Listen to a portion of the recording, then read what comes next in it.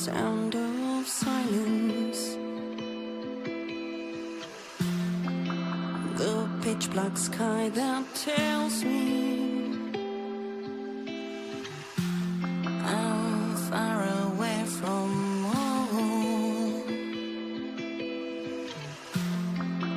I'm far away from home. That dusty rocky surface, but I can't bring with me. Became my favorite spot.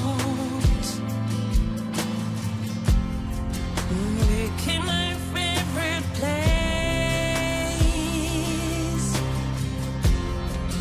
We share the peace in need.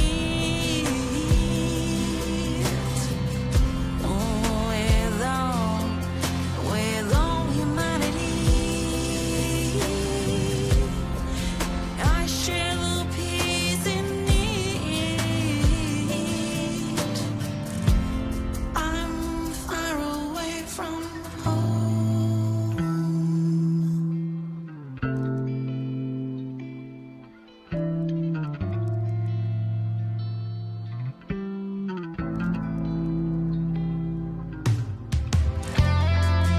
That night on Silverland, I felt like we were one. Like nations became king and followed the same lines. And they know that I can scream and shout about what's past. In the midst of this very wasted land where the echo gets swallowed, music just cries, but there's no air to carry its rhymes.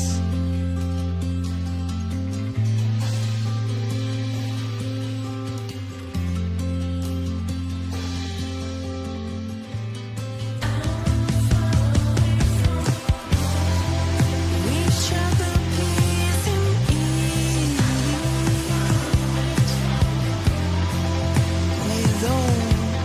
With all humanity,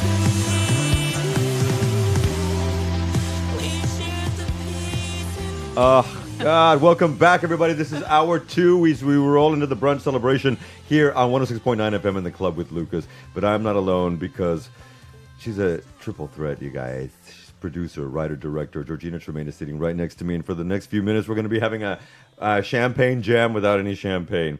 But we've got eucalyptus coffee and croissant, so I hope you have something poison with you. And that, my loves, was Lady Esther. Now, I just want to give a mad shout out because you can listen to her where all good music is streamed. Her stage name is Est, E-S-T, and Est, her. And that song is called Far Away From Home, and many of us are far away from where we were born anyway, but this becomes our home, right? Hopefully. And that... she is the leader of CABE, Collective Artistas de Barcelona, and something I forget the E, but you can look them up, CABE. You can follow them on Instagram because she is connected to so many beautiful people and venues and artists that make live music happen in our beautiful state of Catalonia. So check her out. And as well, I'm back with my triple hyphenate, one of the beloveds here in Barcelona. And truly, I want to thank you for your beautiful energy, for the so many wonderful productions that I've already seen, well, two, that I've seen that you've directed here at the Barcelona studio. Thank you for being here, Mamacita. Thank you very much, Lucas. Thank you very much for inviting me here. But, excuse me, don't want to spit on you. Okay, good, I have a hantavirus. Oh my God. No, not the Andes strain. You're not on a cruise ship. Thank God, and I will never probably go again. No, I won't. I'm hypochondriac. But the essence of how we met, and then where I, not even just weeks ago, put the two and two together, really touched me. Because I do have a very dear friend who I miss consistently. And his name is Martin Swan. Shout out, Marty.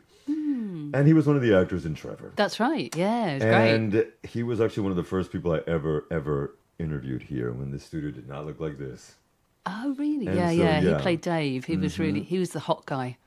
Yeah. He is a hot guy. He's not Yeah. was. He is. And He I is love the you, hot Marty. guy.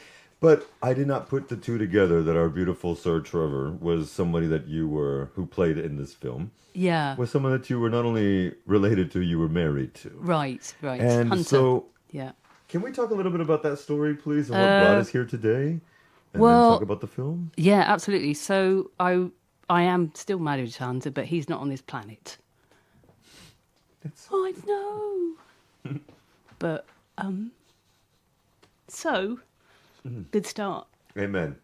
And that's just the essence of reality when you know to live in the vortex. And I'm going to find that one day. Thank you Yeah. for saying that.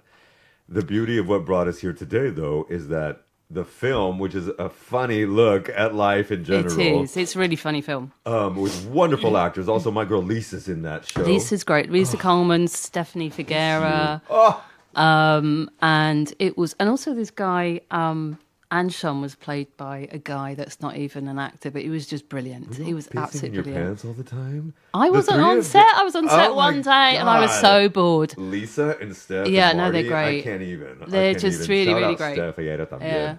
Okay. So the story, the genesis of this. Yes, The please. genesis was I wrote a play which won an award in Manchester. Of course it did. and it got production, and thank you, and so I needed to get a trailer done.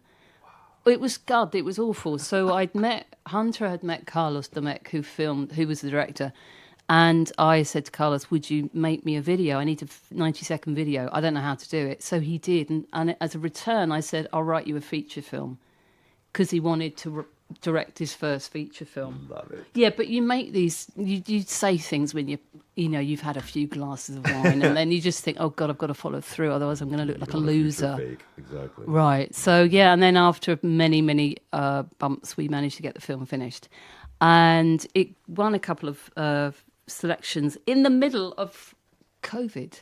When That was most the of the thing. film festivals were shut, but we did get 2 screenings, so that was brilliant. And then it didn't go anywhere. So at that point, I thought, well, let's do something with the film. And I connected with some filmmakers in Los Angeles, and they helped me get it onto Film Hub, which is like an aggregator platform. Once you hit standards for your film, quality standards, you can then have it uploaded. Film Hub keep a small percentage, but they spread it out to lots of different places. So it's now on Amazon Prime, Tubi, YouTube, Filmzy. There's lots of different places it's on. Anyone can watch it for free, and every time you watch the film, when it hits the chapter breaks, it makes about 0.00001 cent or penny, which every single penny, if you watch that film or just hit play, goes to Motor Neurons Disease Association, which is also known as ALS, which is Lou Gehrig's disease. Yes, it is. And my mum had that, and she died from it in 1999. So it's very close to my heart to get this work, every single penny. And I'm just asking people to please just click on the film link. You don't have to watch it, and then just go for a marathon run or something. Leave it running. However, I just leave it running. Thank you. But And when then you do it watch again. it too, actually, it's a wonderful little, as you get ready for your day, Yeah. it's actually a wonderful little It's thing real. to watch. Yeah, it's really fun. It's And really you fun. can watch it in segments. And again, when it hits those chapter breaks, let me fix my Versace children. When it hits those chapter breaks, 0.001, but every little break that it hits, as many people as we can get it through. So what we're going to be doing also, Familia, we're going to link, we're going to do a little chapter, because we have another gentleman coming in just a bit, but we're going to link something to that. And every time that you watch that, as oh my God, I almost said it, Georgina has said, I'm not Lady G. okay, you are going to be contributing to that fund. You are, and guess. it's free. Yes. It's completely free. You just click the link. It's free. When it hits a chapter break, you'll raise a tiny bit of money. But if we have multitudes doing this, you're essentially trying to screw big tech to make money for a really good cause. There is no cure for this disease. It's horrific, and it would be so gorgeous if we can just keep pushing the research and get some cures. This is ALS month, May. That's right. It is. That's right. All right, folks. So again, we're going to be putting up a story later on this weekend.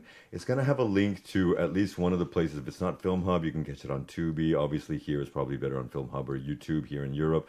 But again, every time you do that, you're contributing to that. Now, I remember during the COVID time, we had the ALS challenge where people were putting, water and ice. That was years back, and that was years Benedict back. Cumberbatch, who was in a film about Stephen Hawking, who is the kind of like the standard bearer of what Lou Gehrig's is, or AMS, or MND, or ALS. Yes. They've got all these different names. There's many different types of symptoms, and Stephen Hawking lived far longer than anybody else. My mum had it for 18 months before she died.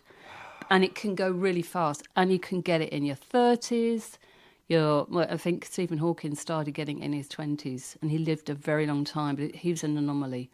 So, it's a disease that it goes across any race, it goes across any gender, any age. I mean, not young children, but do we know young adults. Symptoms or triggers about that? Like, what are... No, because people guess, and then they say, oh, it's related to... playing rugby or getting knocked in the head, but I can assure you my mum did not play rugby. So there's many different ways it can happen, but I think it's a bit like any of the sclerosis. You can have different stories and different symptoms, yes. But this one is particularly horrific, and you end up not being able to move any of your body, but your mind is completely active, so you're trapped pretty much in your body. And then if you don't have feeding tubes, it's a pretty awful way to go. So my mum died in 1999, and there's still no cure. And I think that's just fucking ridiculous. It's ridiculous. It's ridiculous. So if we can just get millions and millions of people, in fact, everybody on planet Earth, just to click play, might have enough money to actually find a cure, please. Yes, Lord. The thing is, then we have certain powers that be in administrations that have actually literally cut the funding for some of the research. Yes, they have, recently. they're actually trying to cut it again in the States, which exactly, that's what I mean. It'd be really nice to not do that, but we can do good things all around the world. So, and watching Trevor and getting through those chapter breaks is one way to generate money, and every little bit goes towards the research of ALS. Jordan, you've been in so many different outfits. Again, I called you the triple threat because you've done writing, you've done production, you've done direction, in a lot of stage as well. And do you have a modality that you prefer, or you enjoy more of it? Cinema, whether it's streaming, television, theater? I just like writing. I'm a writer, You're a writer. And if I accidentally direct, I'm as surprised as anybody, and I don't take credit for it. If it works, great. It's a fluke, and it depends who you work with, for sure. Well, okay. So when you work with someone who has the energy like Bonnie, okay, and you love him, just love, crafting that for the stage. Just get on with people. If you get on with somebody, you think, we get lots of good ideas because you get on with people and you want to spend time with them. Mm-hmm. So by the time you get onto the stage and you're rehearsing, you already know what you want to achieve. Yeah. And you've probably done that over a few tapas and maybe a bit of wine. And if you don't, well, I think that's just sad and a waste. Don't you? Thanks, Sam. Right. Well, I have many friends who are sober. I have family who are sober. And I am grateful in my stage of life that I always managed my intake to not have to necessarily deal, to be able to enjoy things that I can. Yeah. So, yes, I think a lot can be happening under the flow of red wine and the star of Bacchus.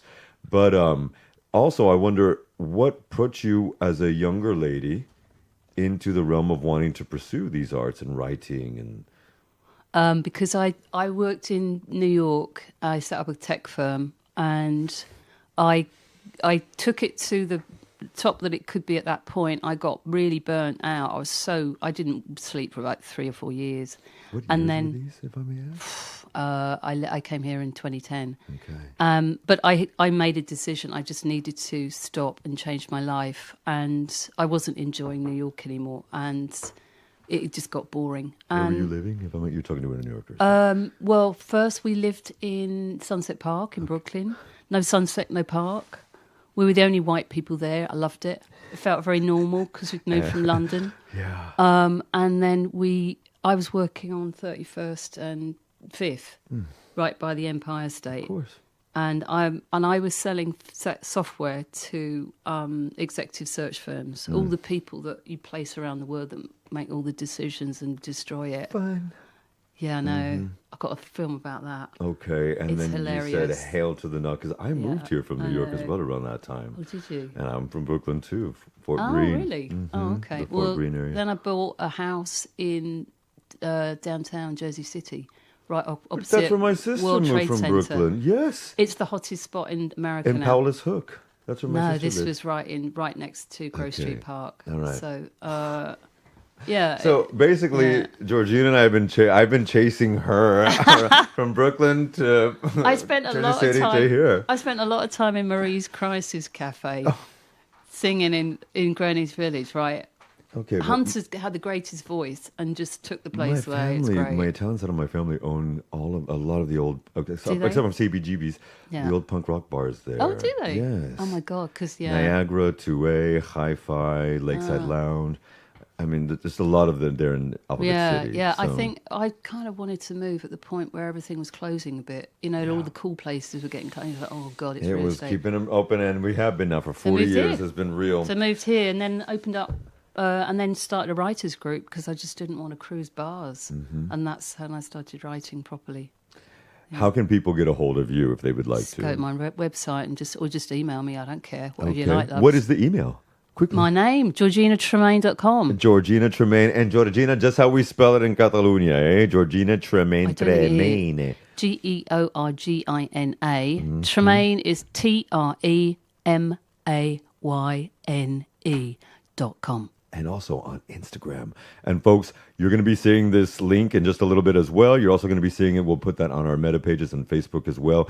Click on it. It's a YouTube link. Throw some money towards ALS and helping other people because that's what it's about. That's what Georgina does as well. Thank you, my love, for being here. We're going to have you in for the next time that you're having something and to... remember, you're not giving us money. You're just clicking. Click and spread the enjoying word. some Thank you. Catalan-based production as well. It is beautiful Catalonia And- and countryside. Thank you so much for being here. Thank you As very always, much. folks, Thank we're going to be you. right back. We have Monsieur Juan Galán coming in and joining us in just a little bit. We're going to put a little bit of modern gospel here. This is The Sacred Souls and Any Old Fool, and we'll be right back with Sir Galán in 3 minutes.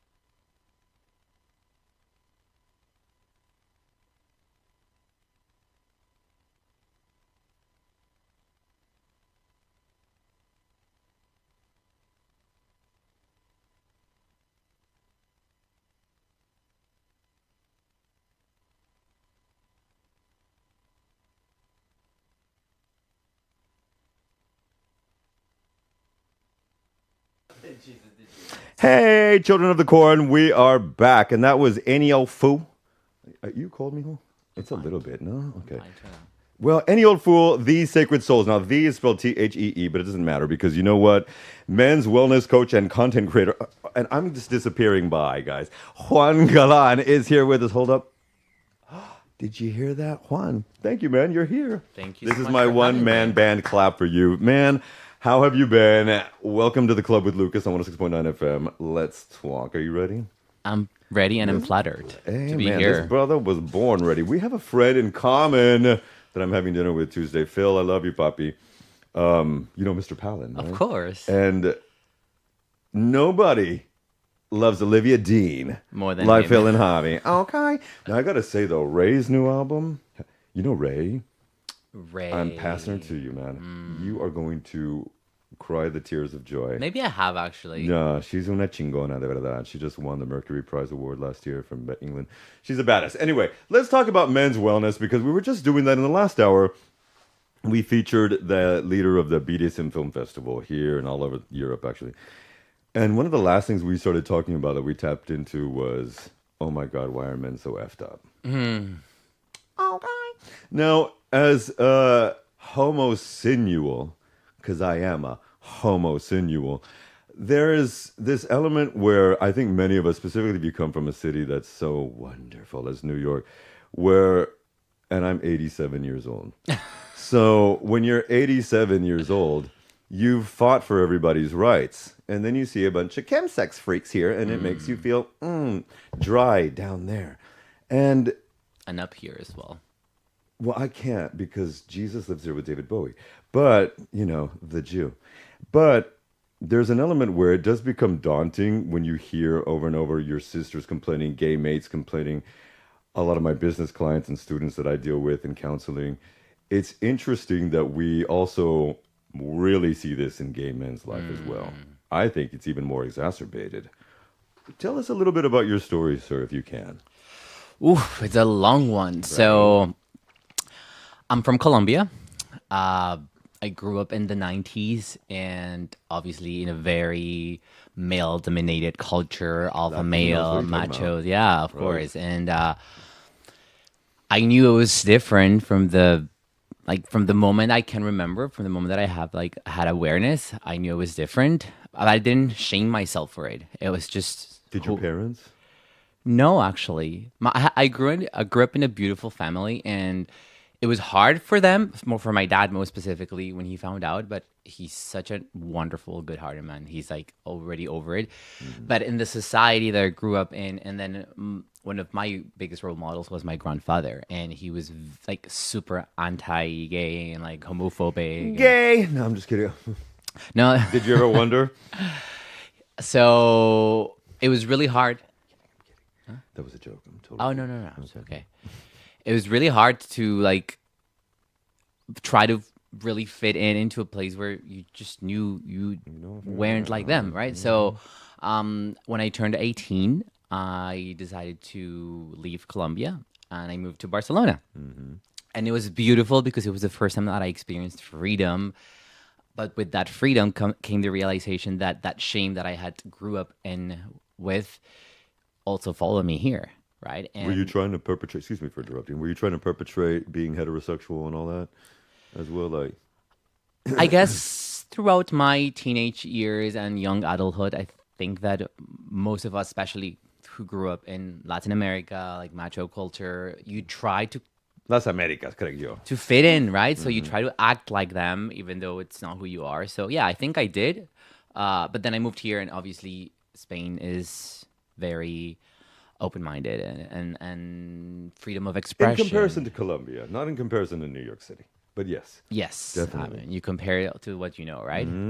And but then I realized that there was also a lot of shame within the gay community, right? Like if you don't look a specific type, if you don't have this specific body, if you're not earning this much money, if you're not traveling, if you're not going to these parties, then you also don't fit in, right?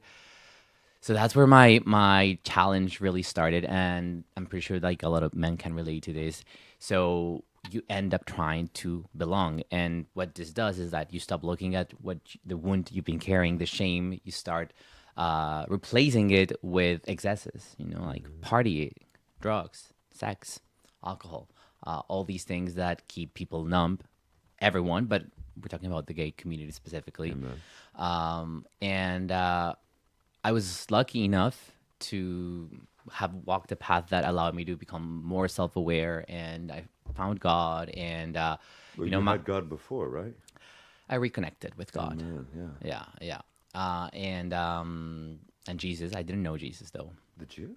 Jesus, the Jew, the mystic, and that was my own journey, beautiful journey that allowed me to also like zoom out a little bit and understand the collective wound that the gay community is carrying, and knowing why so many men act the way they do. And it doesn't make us broken. We're just carrying wounds that haven't been healed, and that's the work that I'm doing now. Not just gay men, though, right? You find that with all men? Well, All not all men. men, but whatever Everyone. the persuasion. Men, women, Walking wounded, like everything but the girls. everyone carries a wound. That could be a wound that was created when we were a child, something you experienced as a child, or something that you actually brought into this world from your mother's womb. That's right. Intergenerational curses and or energies. generational as well. So What was, may I ask what yours was, Jefe? yes. So for me, it's really been the suppression of my feminine, right? So, we all carry masculine and feminine Do you energies. feel as a divine feminine? Divine feminine. Okay, but in a masculine form. Yeah. That's two of us children. Oh my God. If you don't know, look it up, bitch. That's what GPT is for. Or Claude. Look up Claude. I'm a Claude boy. Yeah, I was going to say Claude is better. I ditched ChatGPT a couple months ago. Actually, ditch it all if you can. But that aspect of understanding that, I tried to explain this to my father. It was my birthday a few days ago, and he Happy stayed birthday. here. And we were talking about that the other day at Santa Gloria, which they just closed for, anyway. And he was, and my parents were pastors and business folk. Okay, and Judeo-Christian fundamentalist Latino pastors, and with too much money and time. And it was not good. It was great, and it was not good. And The paradox. The paradox and also the duality of it, because I do understand the high holy faith of Judaism and Christianity. But when you come out of that shock of the nervous system, please eat. I need you to eat. You're too skinny. And I just ate. I'm super full. Thank you. I'm going to eat in the next song, which is his choice, by the way, and children's choice. But when you deal with that, and then you return to your faith as you've done, and I would like to talk about that right after this song break. How do you reconcile the person you were to the person that you are becoming then? Because you mentioned God and Jesus. Yeah. That's a great question, and it all comes down to looking at your past self with compassion and love rather than with shame. Because, we all make mistakes. We all have our dark night of the soul face, right? And We hope so. I hope so. I don't think enough men do. And most men specifically, because, you're supposed to be strong. You cannot be seen as weak. Again, being in this like really, really machista culture, compassion is something that is for the weak, for the feminine, or for the gay, right? So looking back at who I was, I just have compassion for that teenage boy, for that boy as well, or that young adult that just didn't know any better. Nowadays, hey, 1234 kids. Do you find it sometimes more difficult to have compassion for certain men? No. Okay. No. I think something that I've learned from Jesus is that compassion is the key. Because everyone even he got fed up and said, "Hail to the not in my name, bitch."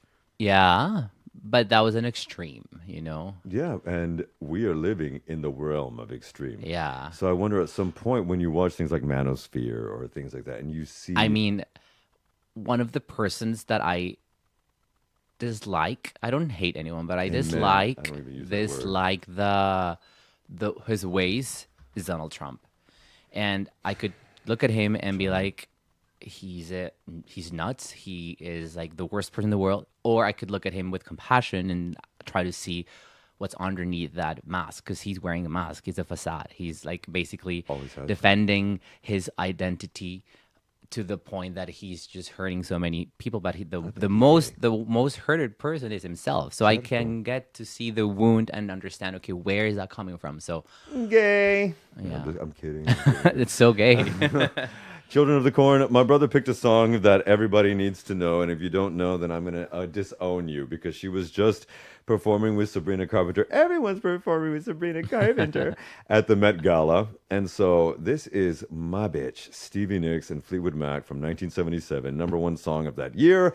This is Dreams, chosen by Sir Juan Galán, and we'll be right back with a lot more on this in just a bit.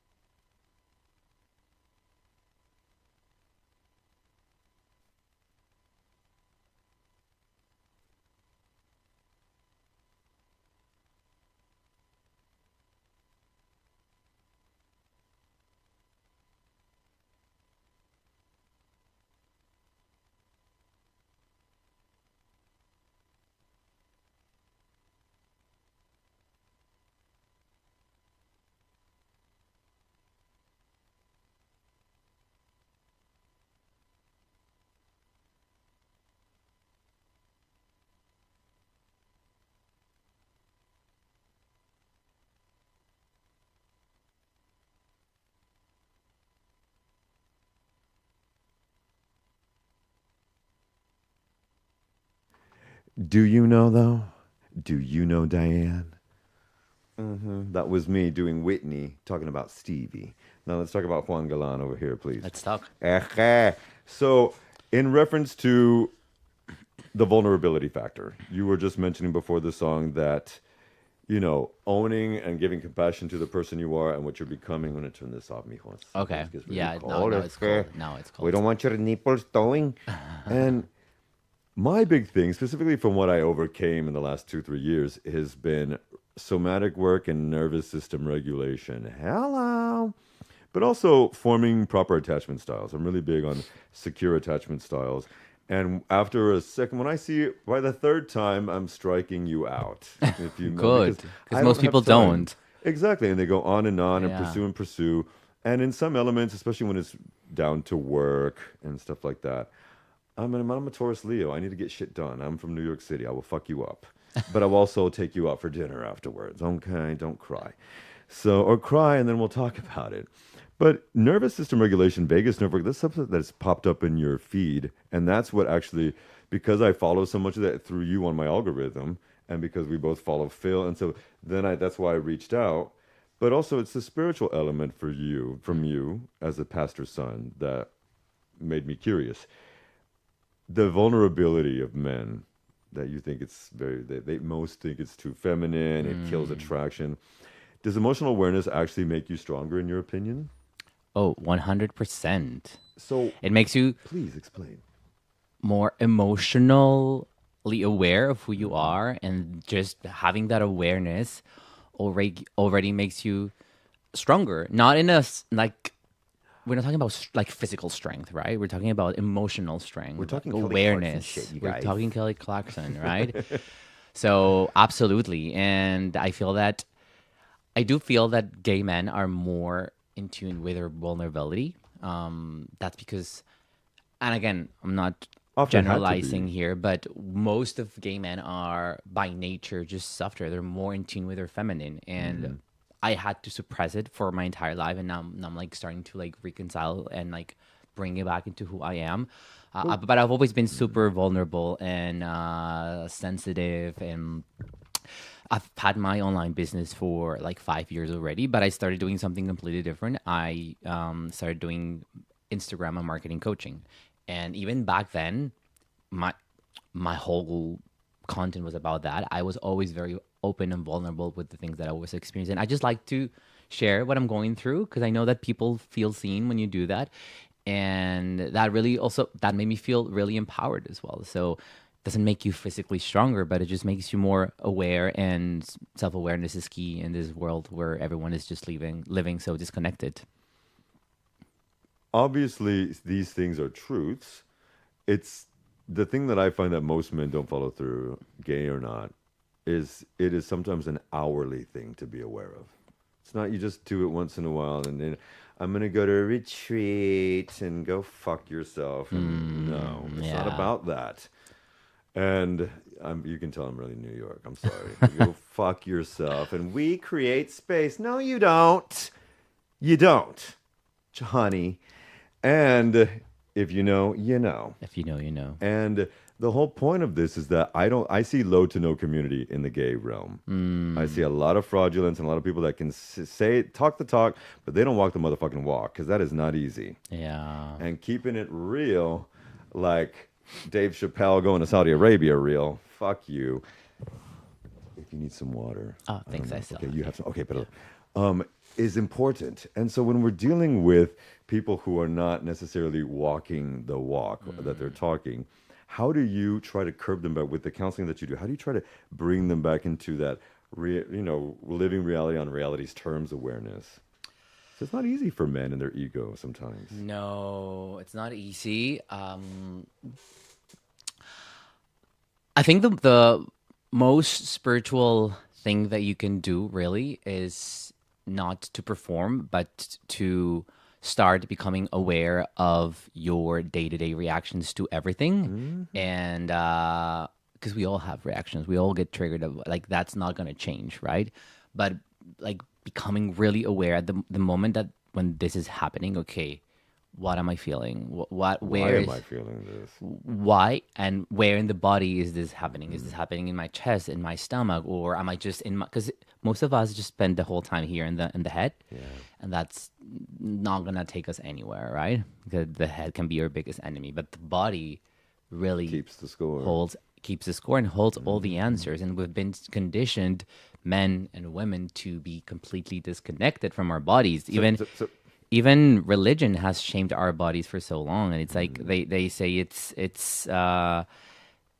a sin, basically, you know, like to follow our hearts and all of that stuff that I don't agree with. So we've been conditioned for thousands of years to live in the mind, and that's not going to take us anywhere. So it's really like learning to be in complete awareness of your body, and whatever you experience throughout the day, like listen to the body. Where is this coming from? Okay, why? You know, there's always a reason for everything. And then you can go into the mind, but don't try to make a logic of things before you feel them, before you really feel them. With nervous system regulation, what are some of the things you tell your clients or patients or people you work with? That the most important is the felt sense, sorry. It's like really learning how to feel your body. Where in your body is this thing that is coming up, right? And that's because I do therapy. I do therapy a lot, and for me, it's changed my life. But one of the things that I've noticed is that therapy focuses too much on the mind. And dragging up the past. Yeah. Whereas the body is completely different. And when you really get to the root of the whatever you're experiencing, and you find that it's just stuck energy somewhere in the body, and there's different methodologies to release that, you can like literally change it from one day to another instead of going to therapy for all that time. I'm not saying therapy is not good, and as I said, I do love therapy. But if you're doing the same thing and seeing the same person for 30 years, they're taking your money, honey. I need to be doing the work. And that's why I said a moment ago, sometimes it's an hourly thing. Yeah. I have different posts in life, and I won't go on a single man. And so I get aware of that breath work. Or just really grounding yourself. For example, whenever you are feeling triggered, right? Some people tell you, you have to meditate. No, you can't meditate in the moment when, like, you're having all that adrenaline rush coming up through your body into the head. Or you're in the middle of a city, yeah. Or in the middle of a city, but you can really practice your felt sense. So, okay, feel your body, or your what can you see, what can you hear, what can you smell? You know, like bring yourself back into the present moment, and that gives signals to your nervous system that you are safe, and it starts regulating. Exactly. But just even going for a walk helps. I like one that is like, when you're starting to get really angry, just push towards the wall with all your strength and push and push and push. And that releases so much energy. This one as well. Yeah. There's also good gentlemen specifically hitting those pectoral regions lightly, not like the way you hug your bros, but there are certain aspects that I believe that, and I teach this to a lot of my uni boys, because I see, they're all virgins, but I see that it is That's what scary. you think. Well, yeah, not all of them, but it's scary to see. It's hopeful rather to see them taking some of this on, because they have lived this world. I mean, if you're under 25, we'll talk in another time, but life is real, and you want to feel free, like Whitney Houston at the 2001 BET Awards. Speaking of free, this is Madonna's new single. I'm going to put it, I'm Not a Homosensual. This is also, remember folks, if you don't hear the jams on YouTube for all the restrictions, rce.cat and 106.9 all over the Catalunya. When we come back, I want to talk about some of those techniques and where you can get a hold of Sir Juan Galán as well, and some of these recipes of hope that he can serve you up as well. This is Madonna, I Feel Free, and we'll be right back in 3 minutes, kids.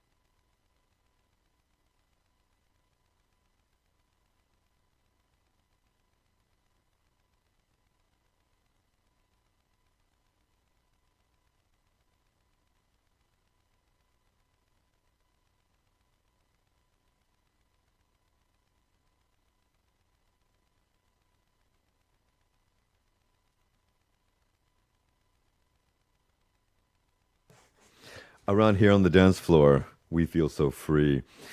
Madonna's new album drops on July 3rd. It's a celebration of independence. Sir, how can people get a hold of you and some of these techniques as well? Specifically, I mean, your coaching really does focus on men's health, but specifically gay men. Yes. All men are welcome, of course. So I have my gay men coaching program, which is actually pretty recent. I just started it like a month ago. So people can, if you're a gay man and you really want to like start healing your shame wounds and stop doing all the things that you promise yourself you're going to stop doing, but then you keep falling back into that, you can find you on Instagram at Healing with Juan. And we can talk about the program. It's a 90-day program where I walk you literally by the hand to help you get to the root of what your wound is, how to heal it through somatic work, nervous system regulation, but also a lot of spiritual integration. And then reparent yourself, give to that little boy, your inner child, what he always needed. But I also have a program for everyone. It's more spiritually focused, and you can find me at I am Juan Galán. It's a membership where we gather every week. We study spiritual texts. We do embodiment practices, full moon and new moon rituals, all the mystic stuff that we love. So if you're a mystic or a spiritual person and you also want healing, you can find me there. Amen. You know what? That is lovely to hear. We need to talk more outside of here, because this is what men need, my dears. There's a reason why you keep hearing toxic masculinity and males, loneliness epidemic. Well, the shit's real, y'all. Okay? Yep. And there's a lot of dismissive, avoidant tendencies and narcissistic practices, and we need to be more aware of ourselves. And if there's anything that we need to be marching is twirling, as Madonna just said, is twirling towards freedom, and a lot of different mindsets, because we've been unfortunately trapped. Yeah. And for people that don't necessarily believe in religion, there's a way that spirituality that you present that's not so Bible-based. I cater all types of spiritual people, whether you're religious or not. Yeah, I don't. Have you noticed the difference between Latinos and Españolitos with that? With this religious aspect, a lot of people are not believers. Actually, they're quite similar in terms of beliefs. Yeah. Okay. Yeah. Like Spanish people and Latinos, I would say so. Rock on. Yeah. I just found out when I moved here that most people didn't believe in a higher power, and I found that really weird. Yeah. I feel that millennials are kind of going back into believing to something. Rediscovery, like you did. Amen, brother. Yeah. I am juangalan.com. So the website is juangalan.co, but the Instagrams for the spiritual part is I am Juan Galán. So at I am Juan Galán. And for the gay men, at Healing with Juan. Loves it. And folks, this is what we're doing here at RCE 106.9 FM, and specifically the Club with Lucas. I want to thank everybody, specifically Senor Galán. Thank you so much for being here and for making that happen. We're going to be putting up little links and stuff for you to catch him as well. And folks, we're going to be all right. Everything's going to be all right. That's what we're going to leave you with. There's a little band that I've been listening to for a few years. Their name is Collect 200. When you pass go, I guess. And this is a song called Everything Will Be All Right, because it's going to be. Folks, keep it up. Part of the people. And we will see you next week. Ciao, everybody. Bye.